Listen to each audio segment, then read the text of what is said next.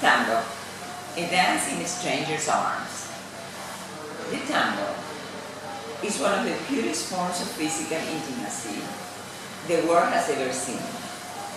The dance begins as our lives begin, by embracing and trusting a stranger. Dance to its fullest, the tango exalts the human connection at a primitive level of body sensation and profound emotion. Its warm, rapid embrace broke all the barriers of physical distance between men and women as no other dance had done. My task is to talk about the most human trait of the dance, the embrace of the stranger, the other person who doesn't know us and whom we do not know. Psychological and sociological theory informs us that strangers instinctually generate fears and illicit rejection. The exact opposite happens in the world of tango, where the stranger is not only welcome but highly valued. What other circumstance in society could lead us to embrace those with whom we share nothing on the surface and at the same time we share everything at a creature level? From this perspective, tango is a social phenomenon, is a culture in its own right. To study the interiority of the dance and the freedom of its culture to embrace strangers, I searched for its matrix.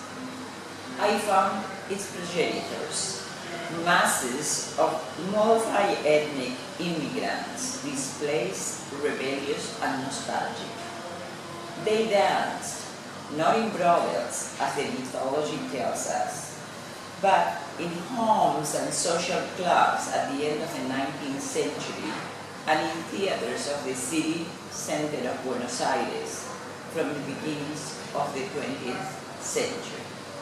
From the genetic cultural fusion of the local and the foreign, our identity as porteños emerged, giving birth at the same time to an inclusive embrace. Whites dance with blacks, poors with wealthy, younger with older, Christians with non-Christians. During the deluge of immigration that began concurrently with the consolidation of the dance around 1880s, discrimination did not exist in Buenos Aires in the way it did, for example, in New York. Thus, it is not surprising that the spirit of the Argentine tango dance is egalitarian. Its fraternal embrace never subscribed to the socially correct. In Buenos Aires, codes have preserved the milongas as dance temples, not as social clubs. To achieve this requires an adherence to certain norms. Men and women might sit in different areas of the hall or in different tables. The invitation is long distance. For the most part, dancers do not reveal their identity. These codes have not taken in foreign cultures where tango communities are smaller, where dancers know each other and like to socialize.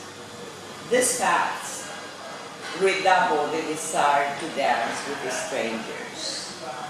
In foreign communities, dancers seek out strangers in other cities, other countries, other continents. This migration is an anthropological phenomenon. I call its members tango gypsies of the 21st century and devote an entire chapter of the book to them and to their voices. To understand the motor of this seeking, I documented their stories. Some had reinvented their lives, abandoning well-paid careers and occupations. Others found a work dance compromise. The income loss was more than compensated for by subjective experiences of satisfaction. The stranger facilitates the experience or the fantasy of liberation in this play, which is the improvised dance.